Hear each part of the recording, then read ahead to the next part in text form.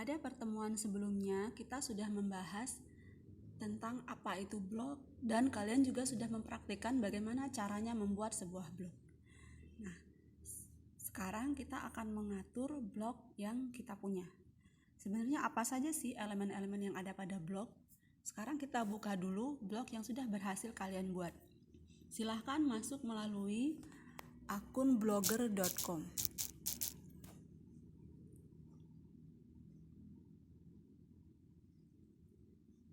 Nah, kalau kalian sama sekali belum punya blog, kalian bisa pilih create your blog dan melanjutkan pembuatannya.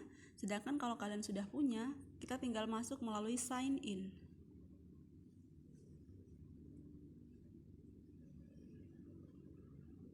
Masuk melalui akun yang kalian gunakan pada saat kalian mendaftar blog. Lalu, masukkan passwordnya.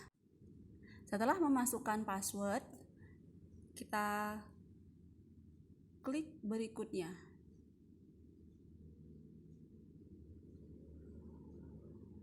Nah, ini adalah halaman yang ada di dalam blog kalian. Kalau kalian membukanya melalui laptop atau PC, akan lebih jelas. Nah, dalam blog itu ada menu-menu seperti berikut ini. Yang pertama ada posting. Posting itu akan menunjukkan artikel, gambar, video yang kalian post atau yang kalian publikasikan melalui blog kalian. Kemudian ada yang namanya statistik. Statistik itu nanti akan menunjukkan pengunjung dari blog kalian, seberapa banyak blog kalian dibuka dan berapa banyak orang yang melihat atau berkunjung ke blog kalian. Kemudian komentar ini akan menampilkan komentar-komentar yang ada di blog kalian. Misalkan ketika kalian memposting sesuatu, kemudian ada orang yang memberikan komentar, nah nanti itu akan tampak. Di dalam blog ada tanda seperti angka dolar ini adalah penghasilan ya. Kalau blognya dikelola dengan baik, itu bisa mendatangkan uang bagi kalian. Tapi ini prosesnya juga panjang ya, ada beberapa tahapan yang harus kalian lewati. Kalau kalian mau cari infonya, kalian bisa searching di Google. Nanti dari blog itu biasanya beberapa yang bisa menghasilkan uang seperti pay per click atau kalian memasang iklan melalui Google AdSense. Kemudian ada lagi yang namanya menu halaman. Nah, menu halaman ini nanti berfungsi untuk mengelompokkan tiap postingan yang kalian punya. Misalkan, dalam blog yang kalian buat ini, kalian tidak hanya ingin menyimpan materi pelajaran kalian, tetapi kalian juga ingin misalnya punya sebuah diary atau sebuah cerita atau kumpulan cerita. Nah, kalian bisa membuatkan halaman dari masing-masing kategori tersebut. Jadi kalau kalian misalkan nanti mau masuk ke postingan tersebut, kalian bisa mengklik melalui halamannya juga. Kemudian ada namanya tata letak. Nah, kalau kita buka tampilannya seperti ini. Tata letak ini menunjukkan bagian-bagian dari blog, di mana header itu biasanya tempat judulnya ya. Kemudian ada main itu tempat blognya, bagian blognya, dan lain-lain. Di bagian ini penampilannya kurang pas ya, karena tidak terlalu kelihatan. Kemudian ada tema. Nah, tema ini bisa kalian ganti atau kalian sesuaikan ya. Nah, nanti ada pilihannya yang ada di sana. Nah, kalian silahkan kalau kalian ingin memilih sebuah tema yang sesuai dengan konten yang akan kalian buat, kalian bisa memilih tema yang sesuai, lalu menggunakan tema tersebut. Bagian yang lain ada namanya setelan. Nah, di bagian setelan ini, kalian bisa mengatur judul dari blog kalian. Pada blog yang ibu buat, ibu menuliskan judul, menulislah dan tunjukkan dirimu pada dunia. Tampilan judul ini akan tampil pada bagian header. Jadi di bagian atas dari blog itu halaman ini, judul ini akan otomatis muncul. Kemudian ada juga yang namanya deskripsi. Deskripsi ini bisa untuk menjelaskan blog kalian secara singkat dan jelas. Jadi ketika dia tampil melalui pratinjau search engine Google, seringnya tampilan deskripsi ini akan tampil. Jadi meskipun orang belum membuka blog kalian, dia akan tahu bahwa blog ini dideskripsikan seperti ini. Kemudian bahasa blog juga bisa kalian setting Indonesia atau English. Pada kesempatan ini Ibu membiarkan bahasa defaultnya yaitu Inggris. Ada juga konten khusus dewasa untuk menampilkan peringatan.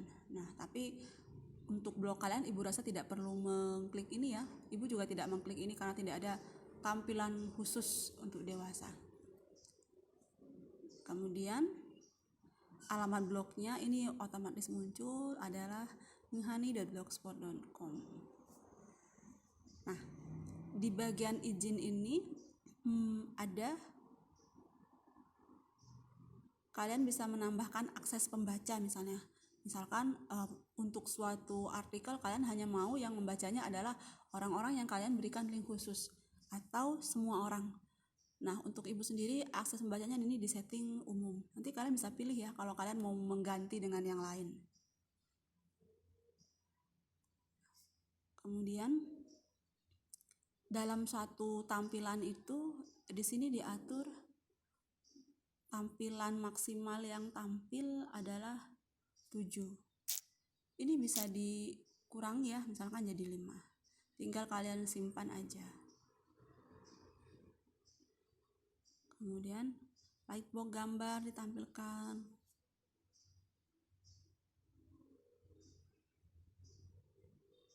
Nah, posting menggunakan email, waktu dan lain-lain ini kalau tidak terlalu, ini tidak perlu kalian ganti. Jadi bisa dibiarkan saja.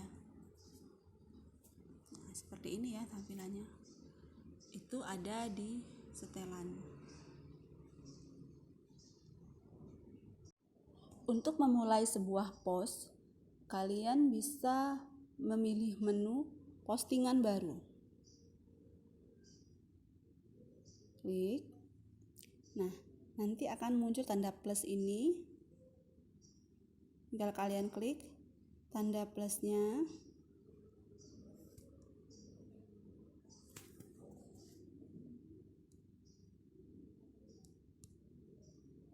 Kalau sudah, ketikkan judul yang akan kalian buat. Misalnya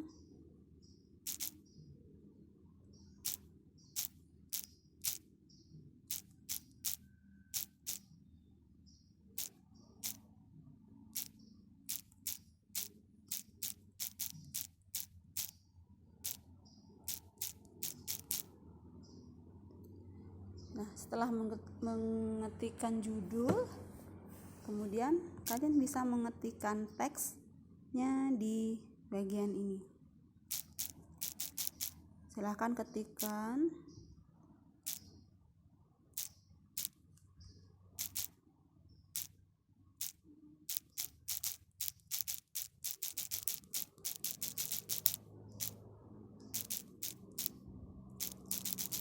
Nah, dan seterusnya ya. Silahkan kalian atur. Kemudian di sini di bagian blog itu ada 2 pilihan tampilan ya. Yang pertama tampilan menulis dan tampilan HTML. Tampilan menulis ini adalah yang sedang kita lihat sekarang. Sedangkan tampilan HTML biasanya adalah tampilan yang berisi kode programnya. Ini akan bermanfaat kalau kita perlu untuk mengedit isi blog yang kita punya. Atau kalau kalian tidak ingin mengedit juga tidak apa-apa, tampilannya sudah bagus. Nah, seperti ini ya. Kemudian kalian bisa mengatur font atau hurufnya di logo huruf A ini ya. Kalian bisa atur jenis fontnya, kemudian untuk ukurannya kalian bisa pilih di tanda huruf T ini. Nah, seperti ini. Kemudian di bagian setting, label atau entry, kalian bisa menggunakan label ini adalah sebagai penanda, atau yang sering kita gunakan adalah hashtag ya kalau di sosial media. Nah, label ini akan memudahkan kalian untuk mencari tulisan-tulisan yang pernah kalian muat sebelumnya dengan cara mengisi labelnya. Biasanya setiap membuat posting kita isi labelnya. Misalkan posting tentang belajar, kita isi dengan label belajar. Posting tentang buku, kita isi dengan label buku, dan selanjutnya. Kadang-kadang satu post itu juga bisa memungkinkan lebih diisi oleh lebih dari satu label. Misalkan ini cerita tentang keseharian dengan label daily, atau kalian juga bisa mengisinya dengan label coret-coret, itu tidak masalah. Silahkan kalian pilih saja. Nah, kalau kalian mau mengcopy atau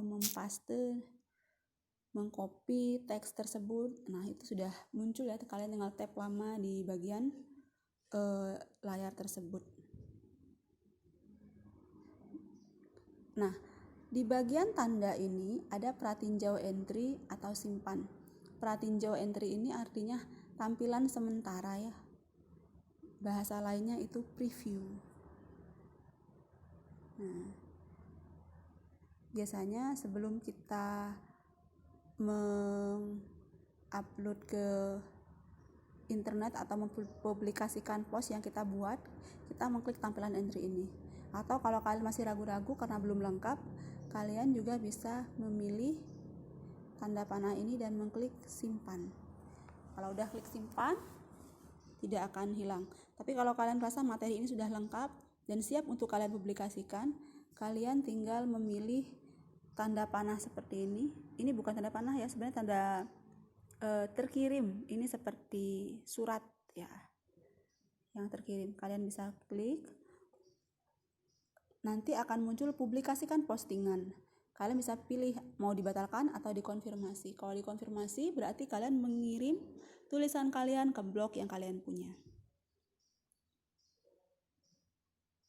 Nah, untuk melihat tampilan blognya, kalian bisa buka di tab berikutnya. Masukkan alamat blog, dan lalu tampilan terbaru dari postingan kalian akan tampil. Ini adalah dia menampilkan post terakhir dari posting yang kalian buat. Ini ya, yang ini ya. Kenapa pendek sekali? Karena tadi kita kan hanya mencoba ya, hanya mengetikkan beberapa kata, dan ini dia tampil di halaman paling atas.